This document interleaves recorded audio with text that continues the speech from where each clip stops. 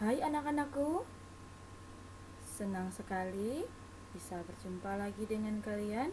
Semoga kalian semua dalam keadaan sehat dan baik-baik saja ya. Pada kesempatan kali ini kita akan belajar saya mampu membedakan perbuatan baik dan buruk. Sebelum kita mulai belajar, jangan lupa kita berdoa terlebih dahulu. Silahkan anak-anak berdoa secara pribadi.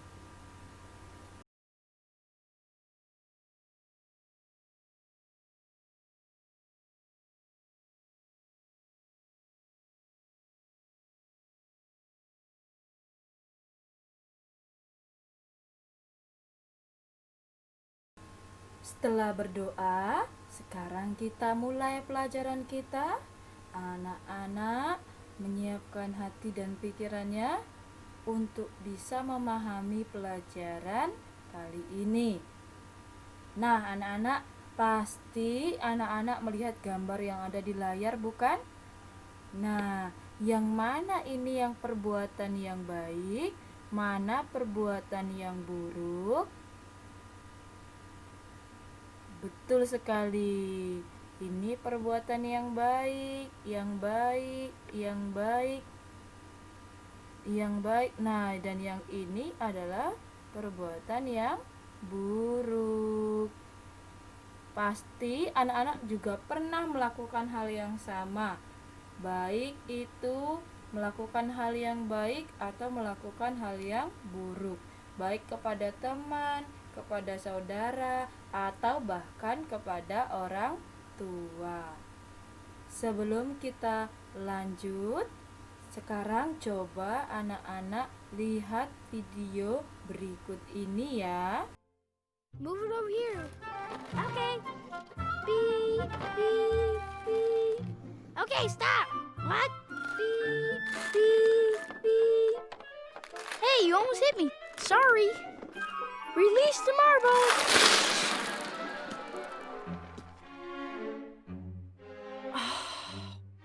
What a mess!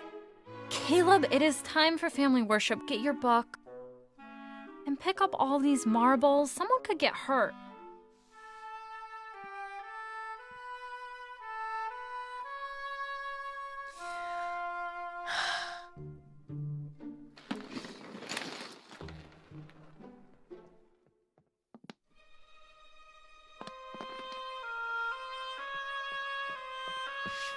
Always listen to mom and daddy.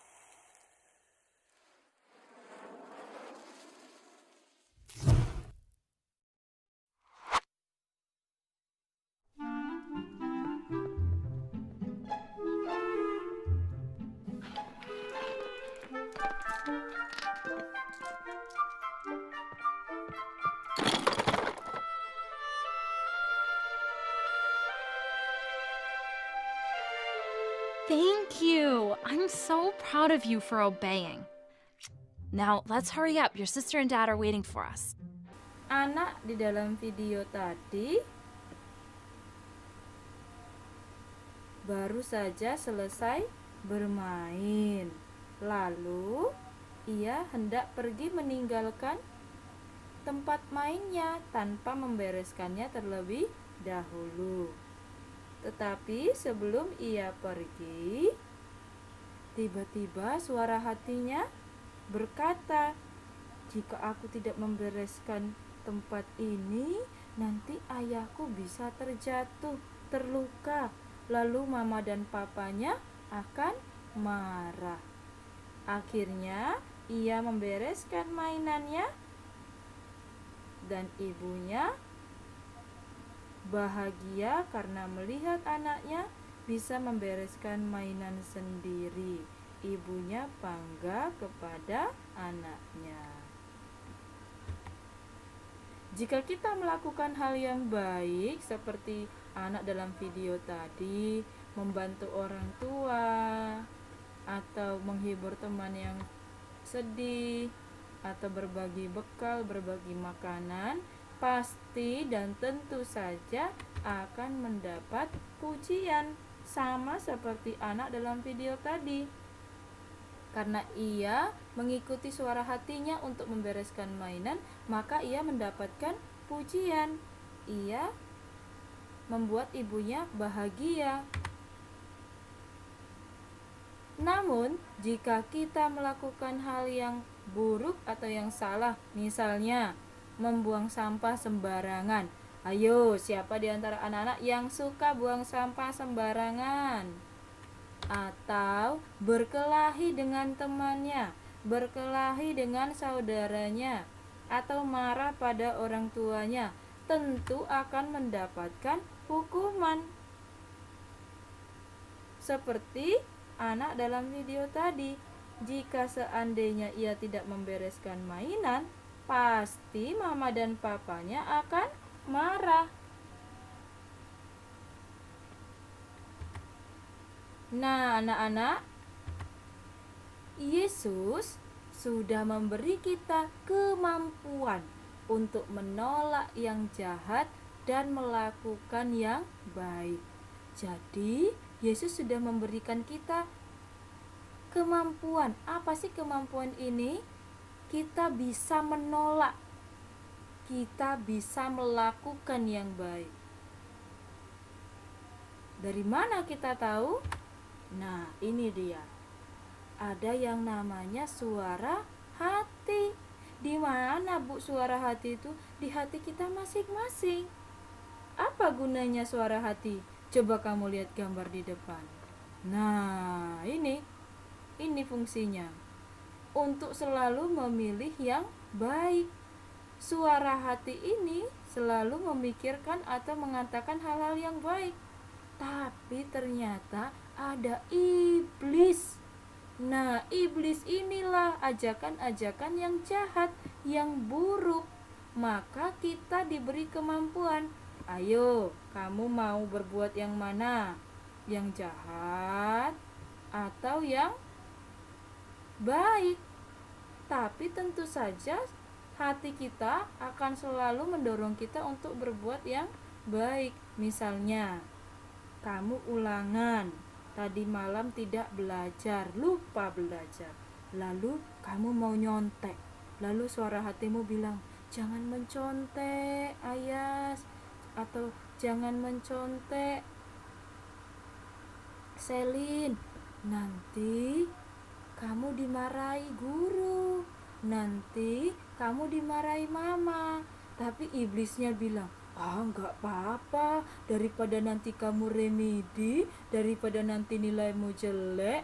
Nah, anak-anak, inilah suara hati. Suara hati selalu mendorong kita untuk berbuat yang baik. Maka setan itu, suara iblis tadi, jangan didengarkan. Itulah kemampuan yang diberi oleh Tuhan. Kita bebas untuk memilih, tapi ada resikonya. Kalau kita memilih mendengarkan iblis, tentu saja tidak ada yang suka. Nasihat Rasul Paulus. Anak-anak silahkan membaca, ibu tidak akan membacakan. Anak-anak membaca, memahaminya dengan baik.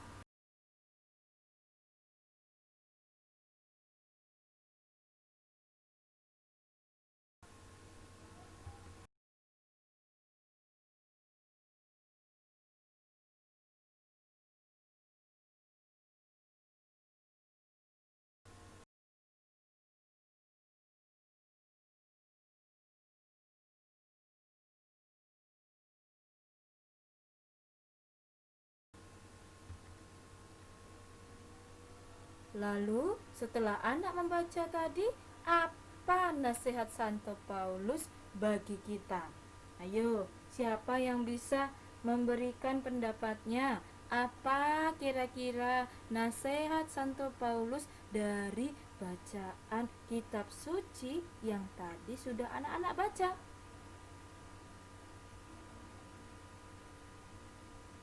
Ya, coba kita lihat ya, jawabannya benar atau tidak? Nah, Rasul Paulus memberi kita nasihat, jangan membalas kejahatan dengan kejahatan, tapi dengan kebaikan. Loh, kenapa Bu? Kok kita malah menjalas kejahatan orang dengan kebaikan? Ayo kita lihat. Jika perbuatan jahat, contohnya perbuatan jahat apa? Ayo. Memukul teman, mengejek teman, membantah orang tua, dan masih banyak ya. Tentu akan membuat orang lain menderita. Misalnya, kalau kamu memukul atau mengejek teman, apakah temanmu senang? Tentu tidak. Betul sekali. Akan membuat temanmu sedih, akan membuat temanmu kecewa, menderita.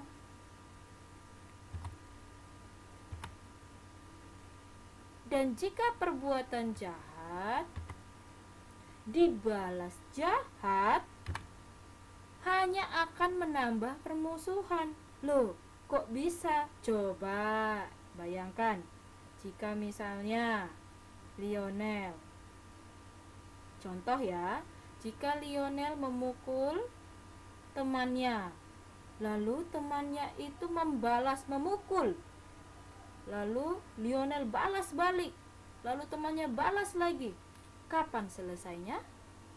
Tidak akan berhenti.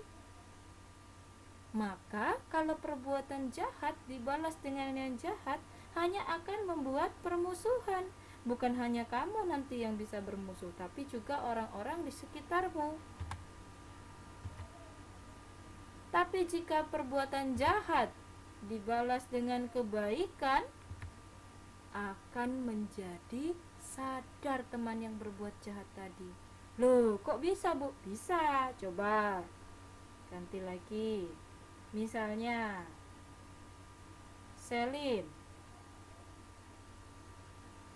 diejek oleh temannya, lalu Selin diam saja, tidak marah, tidak membalas, dia malah tersenyum. Lalu teman yang mengejek tadi bingung, loh, Selin diejek kok malah tersenyum. Lalu temannya mikir, oh ternyata Selin kok baik sekali ya. Tapi jika seandainya Selin berbuat sebaliknya, Selin membalas ejekan temannya, tentu temannya akan balas mengejek, lalu Selin balas lagi mengejek. Begitu seterusnya, tidak akan ada akhirnya.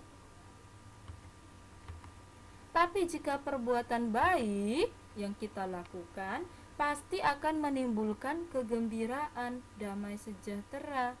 Misalnya, jika Rere melakukan hal yang baik, membantu ibu guru, mendengarkan pelajaran waktu di kelas, tentu ibu gurunya akan senang. Atau contoh lain, Quincy mendengarkan mamanya di rumah disuruh belajar langsung belajar, tentu orang tua akan senang. Itu kalau melakukan perbuatan yang baik. Sekarang, apakah kamu senang jika melakukan perbuatan yang baik atau perbuatan yang buruk? Iya, tentu saja lebih senang melakukan hal yang baik karena membuat orang lain senang. Coba kita ulangi lagi apa saja tadi pesannya Santo Paulus. Menjauhi yang jahat. Jadi kita jangan melakukan hal-hal yang jahat, melainkan melakukan hal yang baik. Kalau ada ajakan yang tidak baik, kalau ada ajakan untuk berbuat dosa, berbuat yang salah, kita harus berani menolak. Tapi kalau untuk melakukan hal yang baik, kita harus melakukannya. Yang ketiga, Jangan membalas kejahatan dengan kejahatan, tapi balaslah dengan kebaikan. Bisa anak-anak? Memang nampaknya agak sulit untuk dijalankan, tapi ibu yakin anak-anaknya Tuhan Yesus pasti bisa melakukannya. Jadi sekali lagi, kita harus berani menolak ajakan yang jahat, ajakan yang salah, yang kurang baik. Kalau ada temanmu yang mengajak untuk menjahili temanmu, tolak dengan keras, jangan mau diikuti. Kalau ada teman yang mengajak untuk berbohong, jangan mau. Jadi anak-anak harus berani menolak. Apalagi sampai merugikan orang lain, membuat orang lain menangis, membuat orang lain sedih. Kita harus berani dan mau melakukan hal-hal yang baik, karena itu adalah hal-hal yang disukai oleh Yesus, oleh Tuhan kita. Lalu, apa saja sih perbuatan baik yang bisa kita lakukan? Banyak anak-anak. Perbuatan baik kepada orang tua, perbuatan baik kepada bapak ibu guru, perbuatan baik kepada teman-teman kita, dan terutama untuk Tuhan. Maka jika kita melakukan hal-hal yang baik, tentu orang-orang di sekitar kita akan senang. Apakah anak-anak senang jika orang-orang di sekitarnya bahagia? Atau kamu lebih suka orang-orang di sekitarmu menjadi sedih? Iya, ibu berharap anak-anak semakin pandai, semakin berani untuk melakukan hal-hal yang baik, semakin mampu menjadi contoh yang baik di tengah-tengah keluarga, di sekolah, di gereja, dan di masyarakat. Sekian pelajaran hari ini. Semoga kalian sehat selalu. Tuhan Yesus